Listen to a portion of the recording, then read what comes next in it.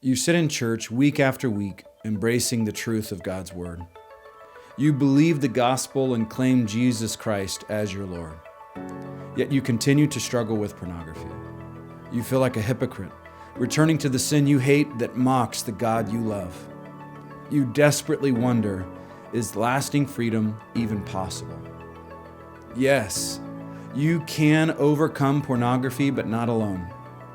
2 Timothy 2:22 says, "Now flee from youthful lusts and pursue righteousness, faith, love, and peace with those who call on the Lord from a pure heart."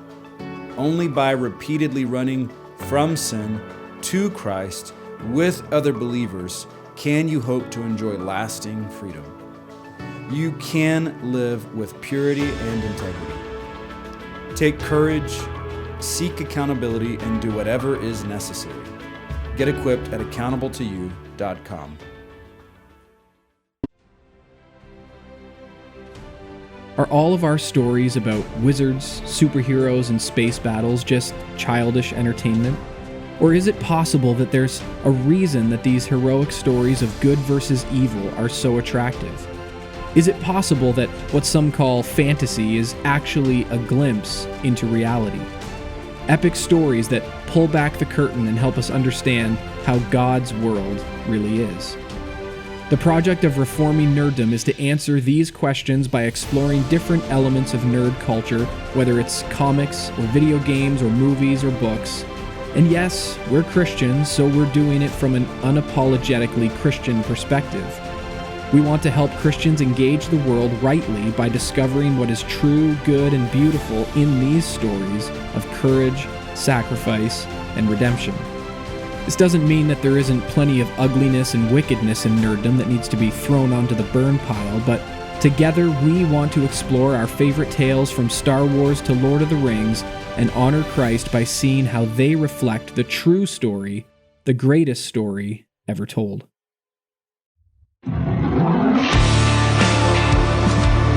We're back! Welcome to CrossPolitic on the Fight Laugh Feast Network. Hope you guys had a great Thanksgiving.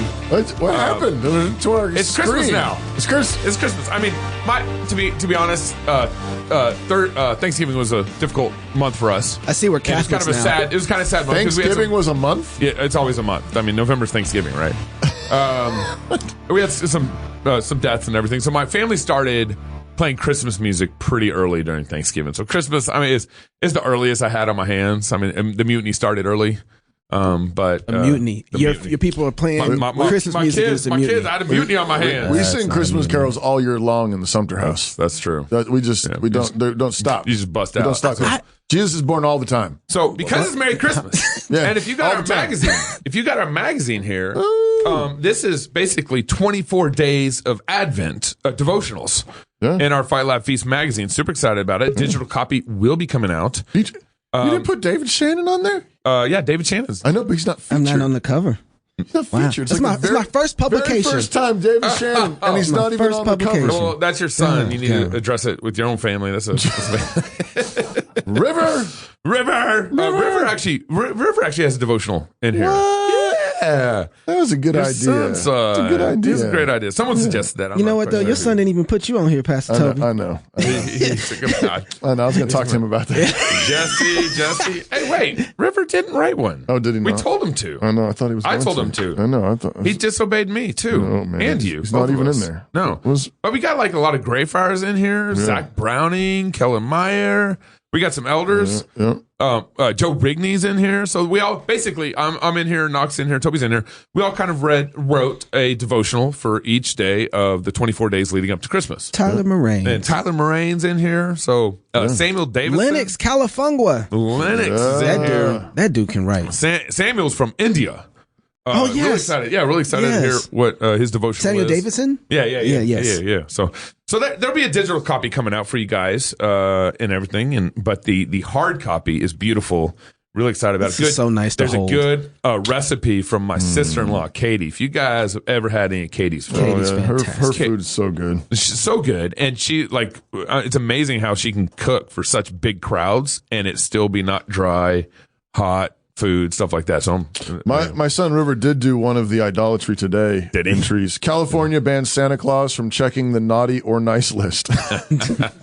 California legislature recently signed into law a bill that requires Santa to deliver presents to all homes in California without prior knowledge of whether the children there have been naughty or nice that year. That's funny. The whole conception of naughty or nice list is racist, said one senator. Disadvantaged communities don't know how to make it into Santa's good side.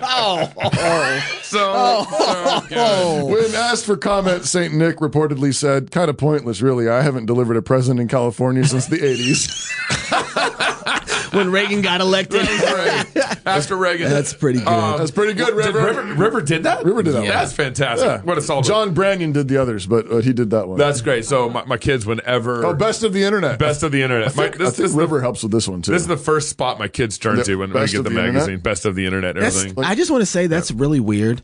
What? To like the best of the internet inside of a magazine. I actually like it. It's just weird. Kind of fun. Where is it? I don't even know where it is. It's the very last 2 pages or 3 pages. Oh, there it is. Yeah.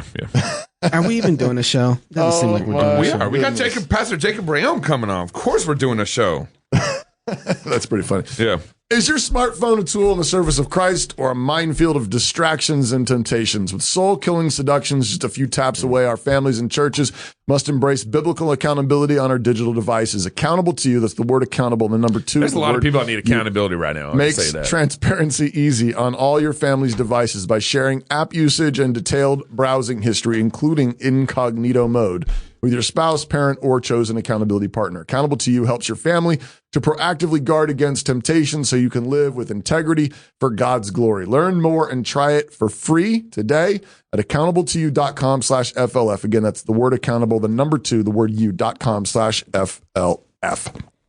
We're really grateful to have with us on the show right now, live, coming to you from the 51st state. No. From northern Montana. No. Still got it wrong. Born and raised in Guelph. Guelph. Where's Guelph? I don't know. We'll have to ask him. Somewhere in the 51st Jacob state. holds a master. Is it the 51st state? Holds a master. It's in northern Montana. From the Southern Baptist Theological Seminary in Louisville, Kentucky. He became pastor of Trinity Bible Chapel in August 2009. Jacob is married to his high school sweetheart, Joanna. Together they have 6 kids. Jacob leads a church in Ontario, Canada, and was threatened with up to $10 million in fines and possible jail time. That was personally. For not complying with COVID His mandates. church was $50 million. No, hold on. Trinity Bible Chapel. I'm not done reading it. Trinity Bible Chapel has been fined about $220,000 and convicted of contempt of court twice. And that's so awesome. And there's still the threat of millions in fines to be decided in future cases. And that's not up to date, but it was $50 million, up to $50 million. Okay, that's what it was. Pastor Jacob, thanks for coming back on CrossPolitic. Hey, thanks for having me, guys. Yeah, absolutely. How's it going up there in northern Montana? Fine and dandy. Yeah. Where's Guelph? Where's Guelph, brother? Guelph is in southwestern Ontario. Okay. Okay. It sounded kind of Viking-ish, and I mean Jacob is he's kind of Viking. He's kind of Viking. Yeah, it sort of is. Yeah. Total. Okay. So our president. We actually got a video first from Fox. This is Fox covering it. Our president talking to his president. Not his. Our Fox covering the potential that this really happened. Okay. Jacob's got. Okay. Go ahead. Let's roll this clip real quick.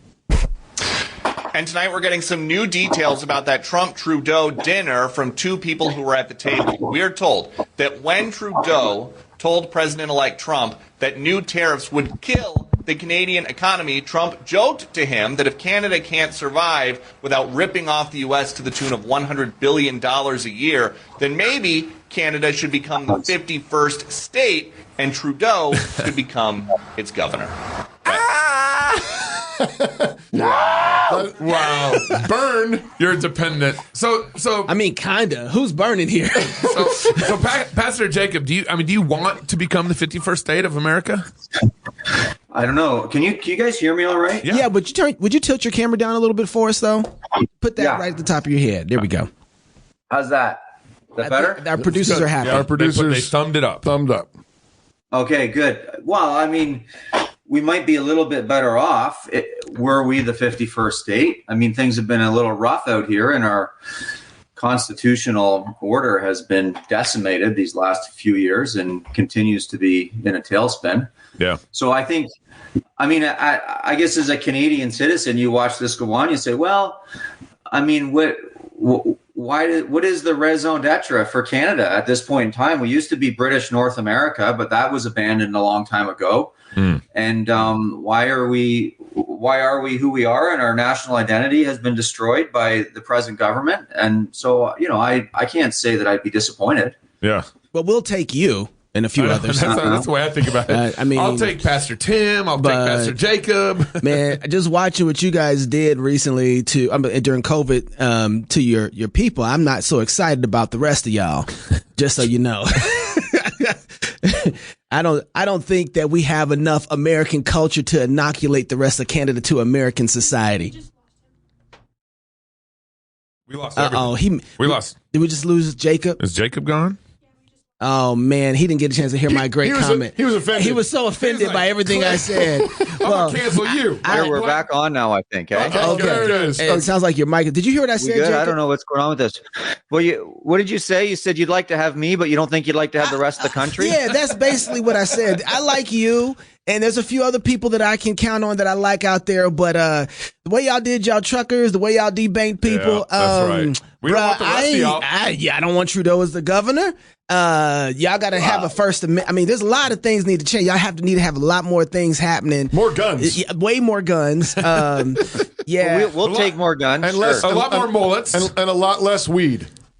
Well, a lot less weed. Yep. Sounds like a good idea. We'll figure out what to do with the weed thing. There's not a way for America, it seems like to me, we can't inoculate our own kids trying to bring in another state that another kid. I just don't. I think it would be. So that makes you a little uncomfortable. You're a little uneasy with that thought. I really am. Yes, I am. Why? Because what's concerning you? Because you think we're worse than California? No. See, you gotta stop saying Jacob. You gotta stop saying we. You aren't.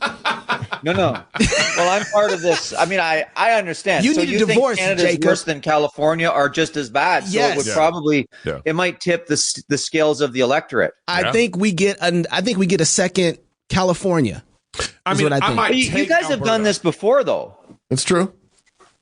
Look at us, Jacob. You've annexed a nation before, and it worked. Which one are you thinking of? The Confederacy. Yeah. Things are going so well for us right now.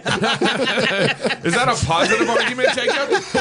What's that? Is that a positive argument? Well, I'm just saying that.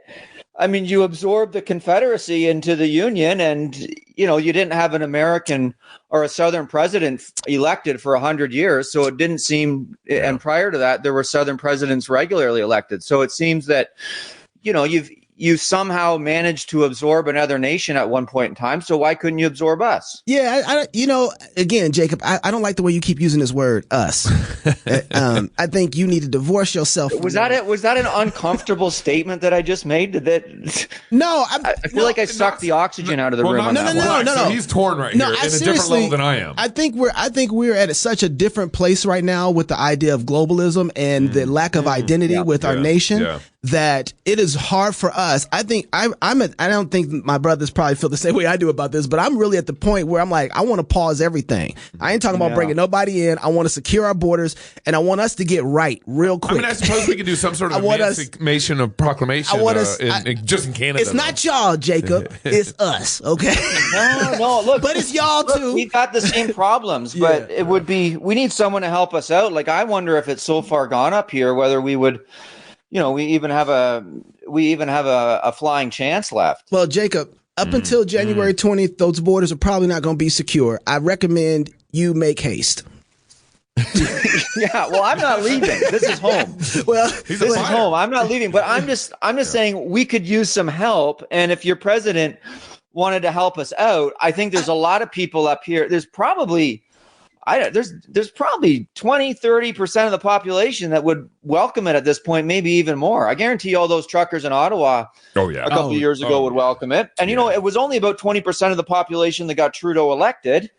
So, But Jacob, I barely want I barely want California to be a part of America right now. I know. So if we can figure out how to fix California, maybe we can talk about y'all. Well, just don't let Canadians vote for a few years. I'm fine with that. They already can.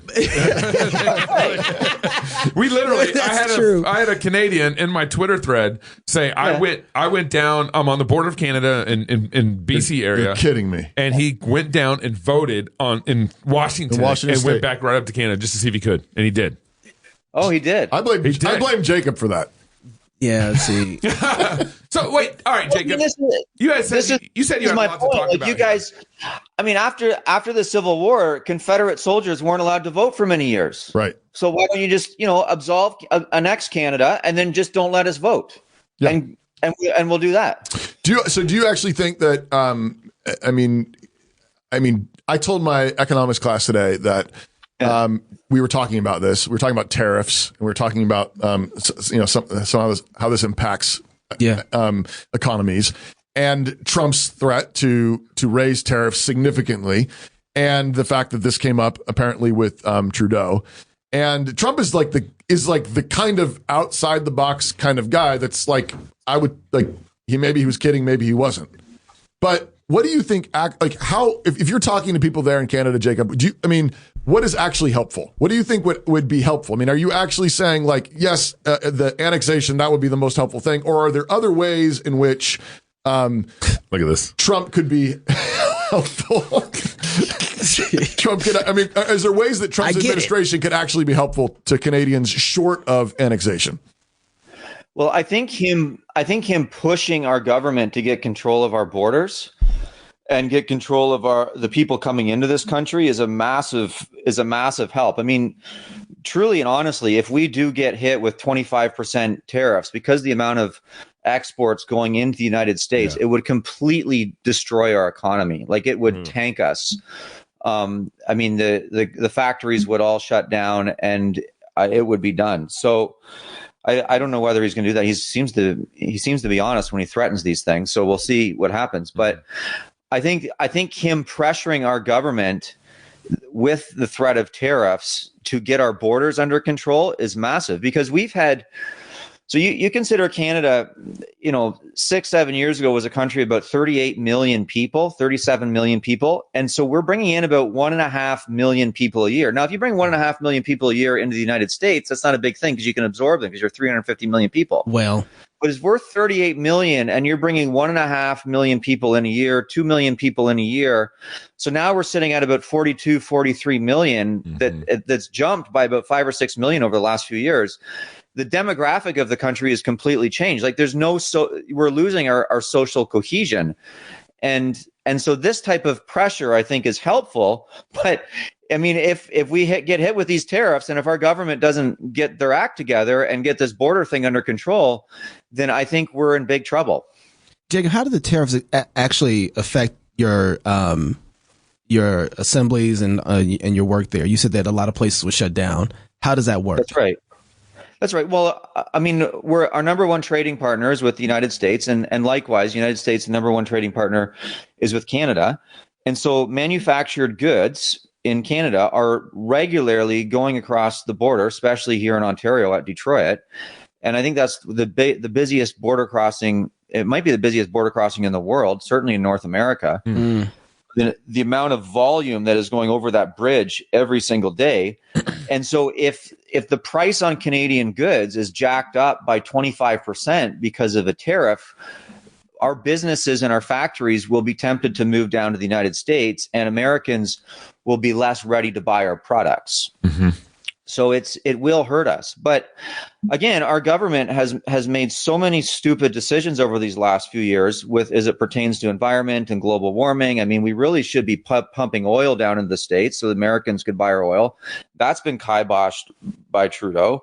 We really should be tapping our mines. We have massive amounts of minerals under our earth. I had someone say, our economy, if you look at our real GDP compared to the United States, since Trudeau got in power, our real GDP was higher than the United States until Trudeau got in power. We got out of the 2009 economic crisis and we were the envy of the world. But once Trudeau got in power, our real GDP has been going down, and it's now way substantially below the United States, even under Biden. But I heard someone say recently that if we actually tapped our natural resources, we could turn our economy around in a week, but our government hasn't done it because they want to protect the environment.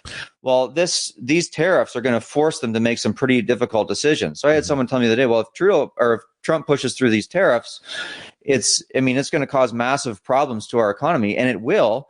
But at the same time, the threat of them is forcing our government to allow us to be more competitive, and they've hindered us from being competitive for too long. This doesn't seem like a big ask from Trump, right? Why don't you? What's that? To clean up our border? Yeah, that's just seems kind of well, like. I mean, that's what the Canadian people have been asking for several years. Right. This seems and like Trudeau now listens to Trump. Well, I mean, the Canadian people, yeah. Jacob, would you see this as like us loving y'all as a neighbor if we did this? I don't know. It's hard to say because Trump has said that the tariffs are going in no matter what, and then we'll reevaluate them after the tariffs go in. So I don't know what it's going to happen once those tariffs, once the inauguration and those tariffs go in. I mean, it's going to hurt us, but certainly giving an ultimatum like this and giving us the opportunity to clean up our act, I think is a positive as far as our immigration problem up here. And it's a fact. Like, why are we having Palestinians riot in our major cities? Right. I don't understand it. We have massive amounts of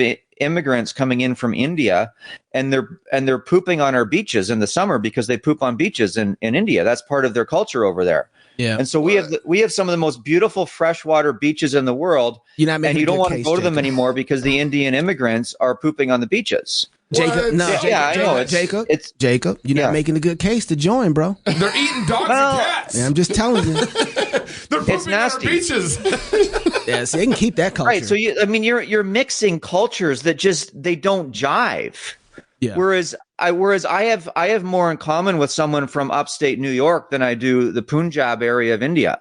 So it's just not, whatever's going on in this country is not working. So by Trump forcing us to clean this up, I think that's a positive. But these tariffs will hurt us. How do you once they go in? There's no doubt about it. Let's say, Jacob, let's put this in the context of like us striving to build a Christian nation. America, let's say, is working on becoming to honor God. Canada's working on to honor God. We have some problems on our border stuff. We have some problems between our countries. Sure. I guess the other side of the question is, well, is Canada loving America in this process too? How would you? I guess maybe first I'd love to hear your thoughts on like kind of the Christian nationalism discussion that's gone on for the last couple of years, and maybe kind of then get into talking about this maybe between maybe in the post-mill future between two different countries like Canada and America. So you want my thoughts on the Christian nationalism discussion? Yeah, first. Love to hear what are your thoughts on that? That's a broad question. But what do you want, the last 2 years or the last 2 months? Right? No, I mean, I would just say, like, what the last two millennia? What's your millennia? Yeah, what's your biblical? Well, I think the law of God should be supreme. The 10 Commandments should be our highest authority in the nation. That really, in effect, should be the constitution of the people, is the 10 Commandments. And so I'm a Christian and I'm a nationalist. I believe in nations. I'm not a globalist, so I don't really have a problem with Christian nations. In fact, I think it would be much better and it's what we should have. So in that sense, I'm in favor of it. But because our national identity in this country has been so destroyed, I just think over time, national identities change. So something's going to have to give in Canada that's going to unite us again. Because right now we're going into we're dissolving into many different bits at this point in time. You got this city over here, that's one group. You got another city over here. It's a mess. So there is no national identity holding us together. And there was a season there as Canadians when our national identity was, we're not Americans. Well, even then, that doesn't even hold us together at this point in time. And that's kind of a weak identity as it is. Yeah. Right. So I don't know if that answers your question about my views on Christian nationalism, but yeah, I'm a Christian and I'm a nationalist. So I guess you could say I am in favor of a Christian nation. Yeah, for sure. Some of the racial stuff that's gone on more recently, I'm not in favor of, but that's another discussion. That's just because you don't like Indians pooping on your beaches. Definitely don't like Indians. I don't like that. Nobody should like that. I don't like you if you like that. Okay, now let me apply this to okay, let's say we're working on trying to be a Christian nation, both America and Canada, and then Canada's not honoring and loving America well, so America slaps down a 25% tax on it. It's like, hey, you guys got to straighten up. Well, look, I don't think we've been the most. No, I don't think we've been the most benevolent neighbors over the years. So if you look at all the I thought about this 20 years ago. If you look at all the social programs that Canada has, so socialized healthcare, which is garbage, and the list goes on. Socialized daycare, socialized medicine, socialized dentistry. It's all garbage. And then you look at the amount of money that's going into our military, which is nothing. So essentially, the Canadian social programs are being subsidized by the American military. Because you guys put so much money into your military, we don't have to worry about a military. Oh, right? Yeah. So I do think that we've gotten, if we want to be an independent state, then we should be an independent state, and we shouldn't be feeling entitled to be subsidized by the American military. And if we're not subsidized by the American military, then we're going to have to get our own financial act together. Mm-hmm. And that means, and our government has failed dismally at it. We're in a terrible financial situation. I think I said, coming out of 2009, we were in a decent financial situation.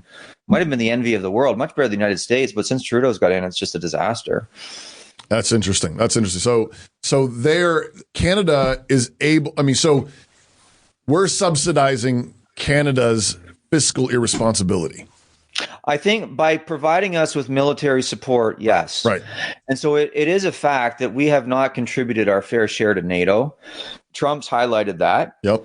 And because we have, a tin can army at this point, we don't have to put money into our military, and that allows the government to fuel money into all kinds of wasteful spending. Right. And what's crazy? So my wife, people pooping on the beaches in Canada.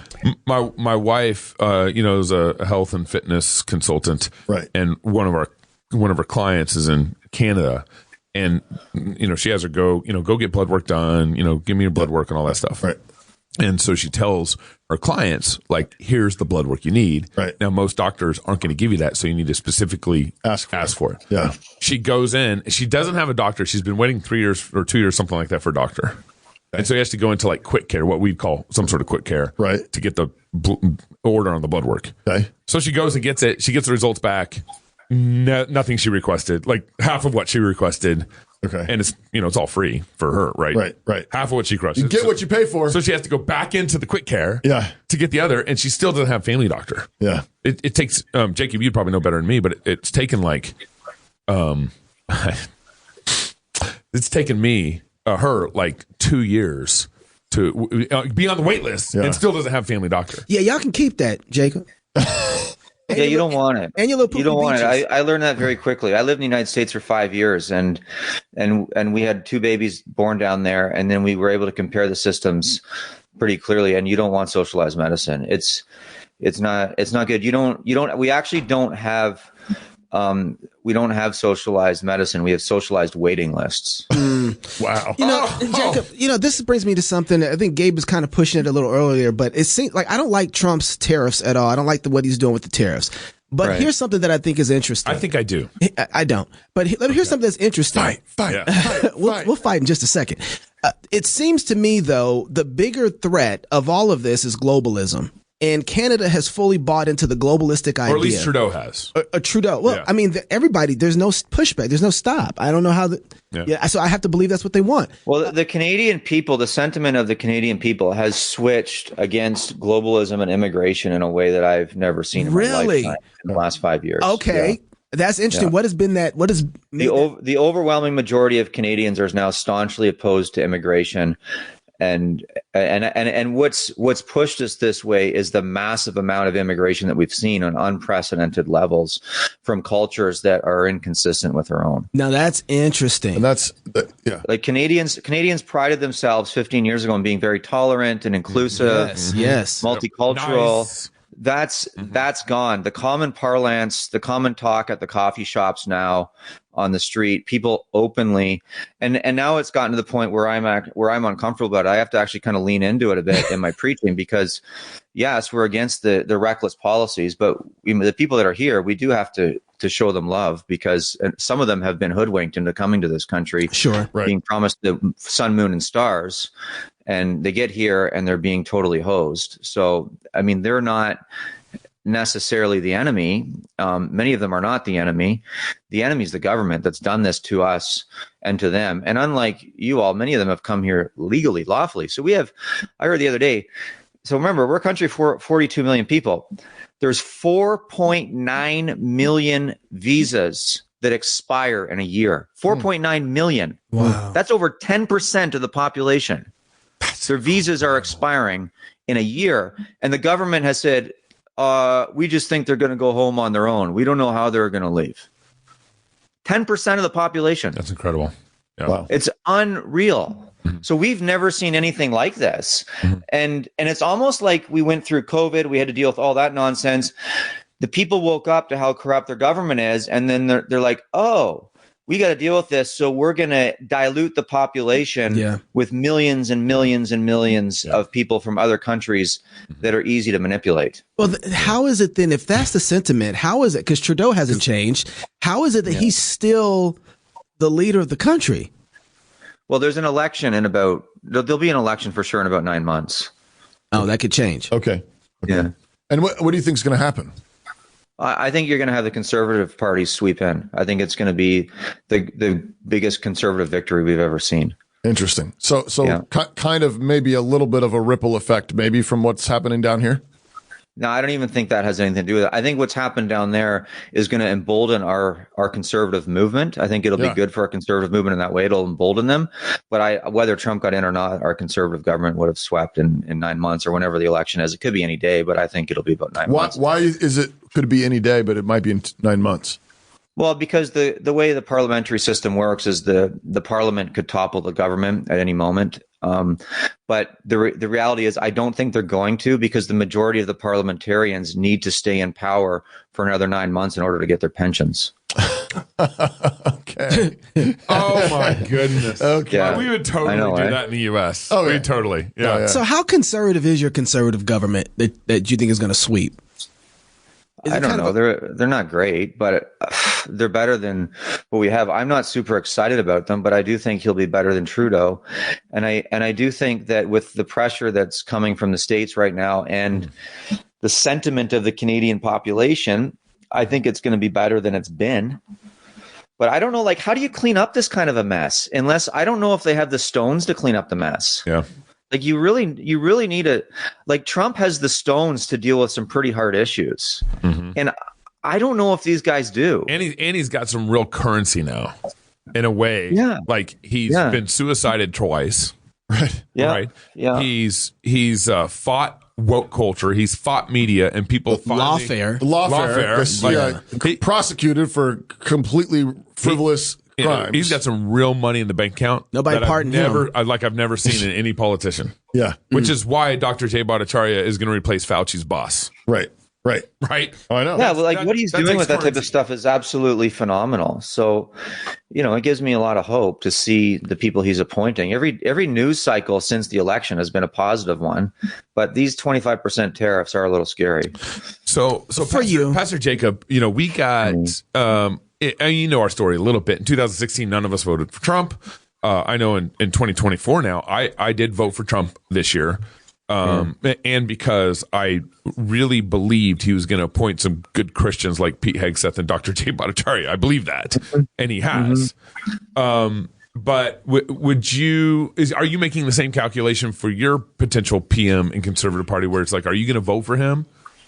Well, so our system is different in that we don't vote directly for the leader. Like, we're not voting directly for the prime minister, because the head of state's actually the king. Mm-hmm. So we're voting for members of parliament to go to parliament and form a government. So the individual that's running for the Conservative Party locally is a Christian man. He attends our church. And so, he's got my vote and my confidence. Yeah.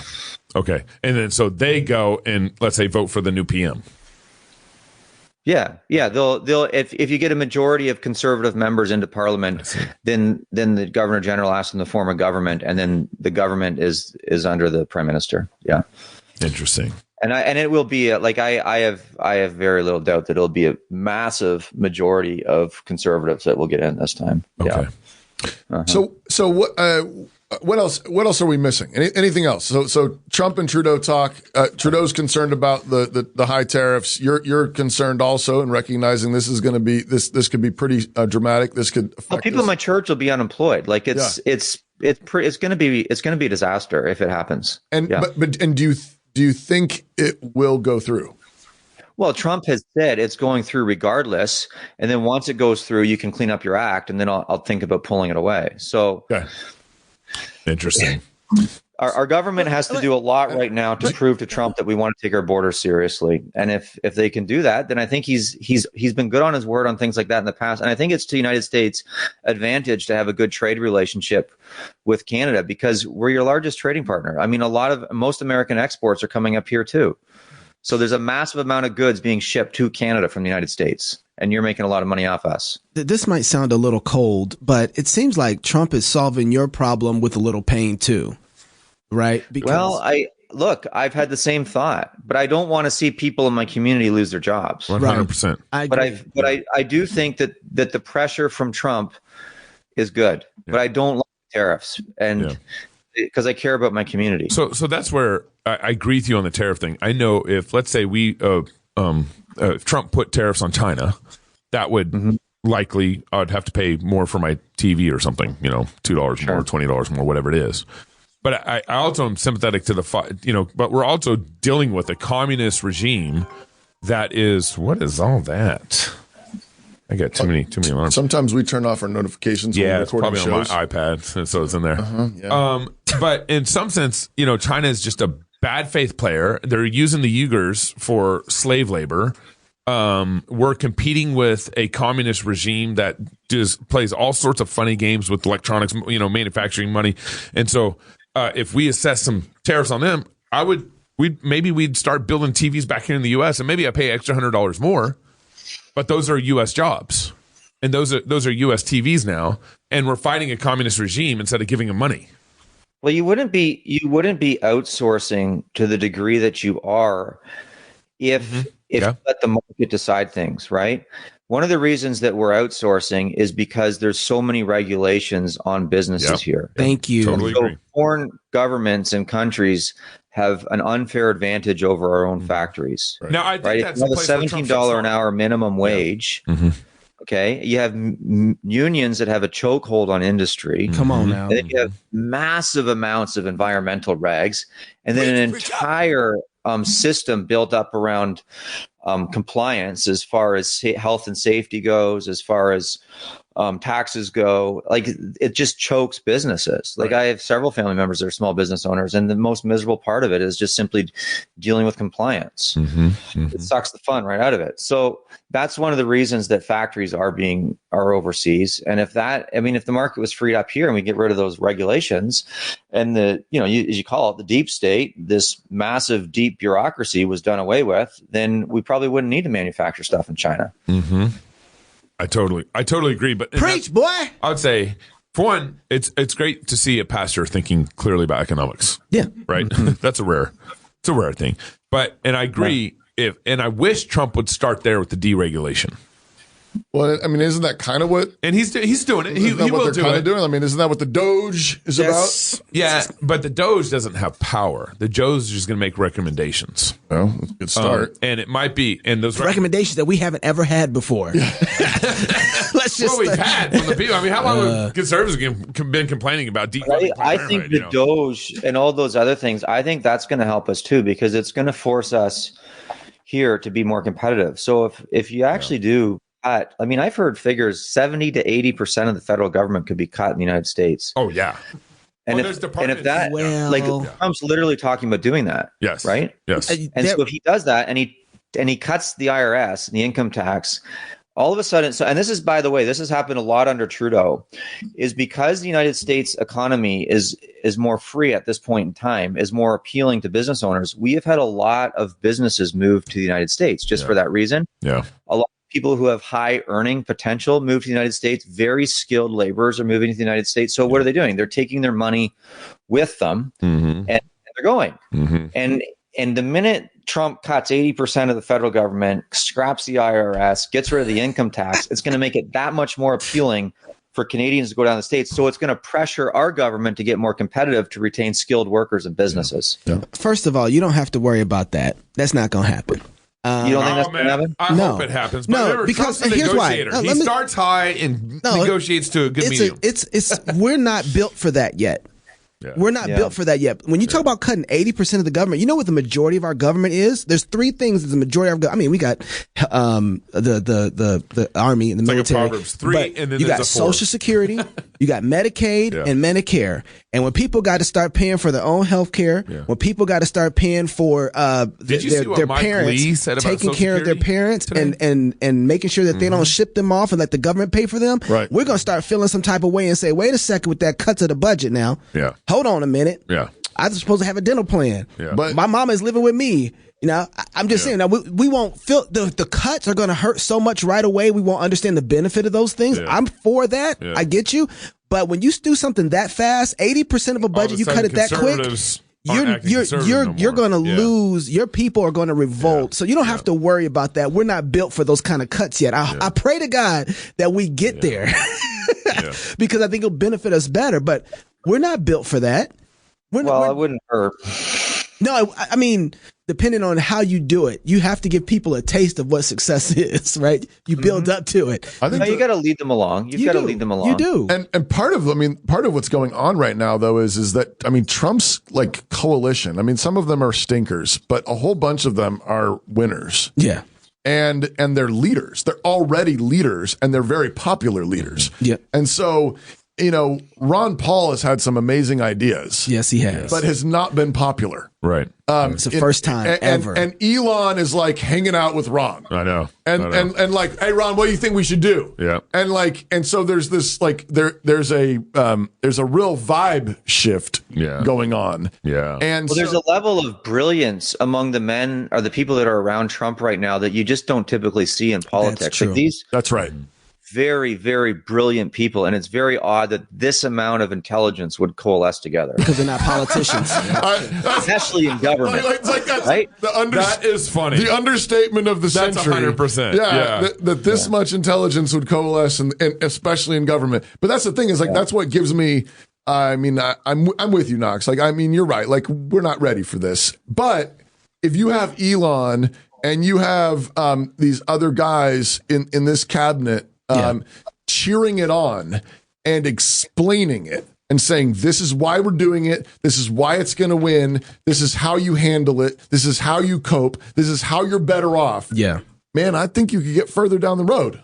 I think so. I would like to see that. Yeah. I just know when people start, look, you can get free from Pharaoh and then complain in the wilderness with the fire and a cloud that covers you. Right?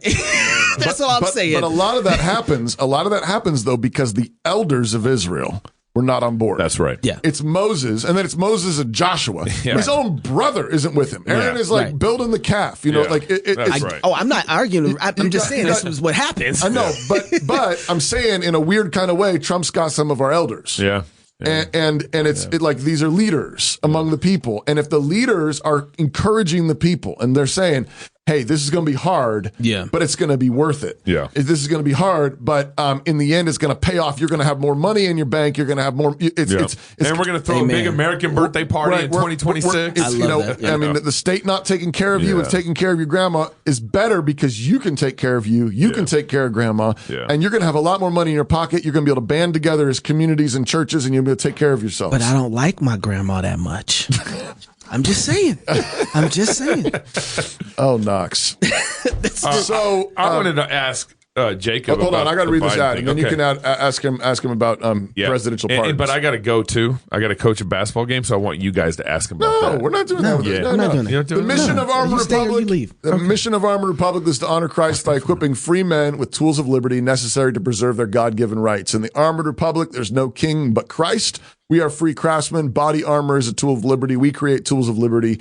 Free men must remain ever vigilant against tyranny wherever it appears. God has given us the tools of liberty needed to defend the rights he bestowed upon us. Armored Republic is honored to offer you those tools. So visit them today at AR, the letters AR, the number 500, the word armor.com, AR500armor.com.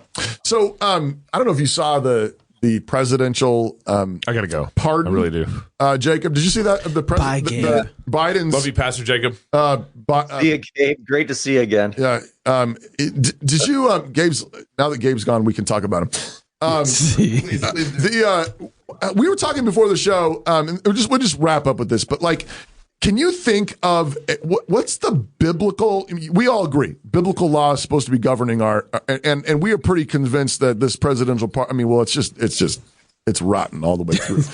But is there any biblical principle that you could think of that gives a president or some government official the right of pardon from criminal activity? Well, mercy. Injustice, but in a judicial, like when someone has committed crimes. Well, I'll take that. Hold on, I'll take that. God gives mercy, and yet Christ still paid for your sins. Mm-hmm. So not really. So it's not really mercy in that sense. Yeah, in a legal sense. Did you say you didn't know? I mean, what happened with Biden's son isn't right. Yeah. Right. That's pretty corrupt. But I would like to think that there might be times when mercy is available to certain individuals under certain circumstances. There's certainly biblical. One way there's a couple things that come to mind. I wonder if the precedent for this thing. I mean, obviously it's gotten totally jacked and corrupt, but at least in America, the president is the commander in chief. Mm-hmm. So he is the commander in chief of our military, and so I wondered if this has any kind of precedent in military law. Where's our military attorney? We need our Davis Younts. Davis Younts. If you're listening, Davis, maybe you can chime in. But I wondered if there was some precedent in military law, because military law frequently has, at least historically, has much more severe penalties for a lot more infractions, because I believe the principle is when you're in war, if you're disobedient in some way, those infractions are potentially costing human lives. Mm-hmm. Lives are at stake. It's a life and death kind of thing. But I can imagine a scenario where, what you did could have cost human lives, and therefore in military law, maybe all the way up to death penalty was possible. But then a commander, officer says, you're pardoned, because the action itself didn't demand that penalty. But given the military law, it could have demanded that penalty because it could have cost human lives. I was just thinking maybe that would be one scenario. The other one only other thing I can think of is just that I do know that in common law and in biblical law, we have maximum penalties, which are not always required. Right. So there are, I believe that a lot of the criminal penalties given in biblical law are maximum penalties. And my take is that the death penalty is only required by biblical law in murder. So what would you say to David pardoning Absalom, or wanting to pardon Absalom at least, and Joab went against David's wishes and he suffered? Well, part of that situation is that David didn't do justice. The first thing he should have did was kill his son for raping the daughter, his daughter, right? Right. Like that's where he failed at. So I think that was David's Biden moment. Right. And so the pardoning it shouldn't have even had to exist. And he was actually being, both sons actually should have been judged properly. Right.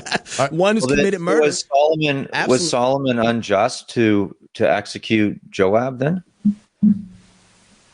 No. I mean, because Joab had murdered multiple people, right? Right, but I think the what Joab did with Absalom played a significant role in Solomon likely calling it was a Benaiah to execute him. Right. And I get the sense from that text that Solomon was justified because he was doing so under David's order, and it helped establish his throne. Right. No, absolutely agreed. I guess I was just thinking he was a bloody man. Well, Oh, are you back? Yeah, I'm here. Oh, he's here. Yeah. So I think with Absalom, David should have actually killed Absalom too, though. For the rape of his sister. Well, for killing a man that he didn't have the authority to kill, right?